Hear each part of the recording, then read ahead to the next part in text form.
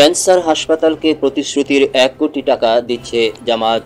জাতীয় ক্যান্সার গবেষণা ইনস্টিটিউট ও হাসপাতালকে প্রতিশ্রুত 1 কোটি টাকা হস্তান্তর করছে বাংলাদেশ জামায়াতে ইসলামী। সোমবার 1 সেপ্টেম্বর দুপুর 1:45টায় হাসপাতাল কর্তৃপক্ষের কাছে এই টাকা হস্তান্তর করা হবে।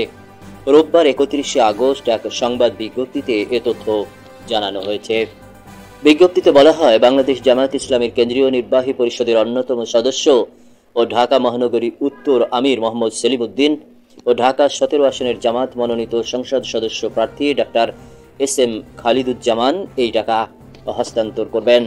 এর আগে গত 18 আগস্ট জামায়াতের পক্ষ থেকে হাসপাতালের উন্নয়নের জন্য 1 কোটি টাকার অনুদান ঘোষণা করা হয়। ওই দিন ডাক্তার এস.এম. খালিদুজ্জামান বলেন, জামাত ক্ষমতায় আসলে রাজনৈতিক ও সরকারি আমলাদের চিকিৎসা দেশে করানো বাধ্যতামূলক করা হবে।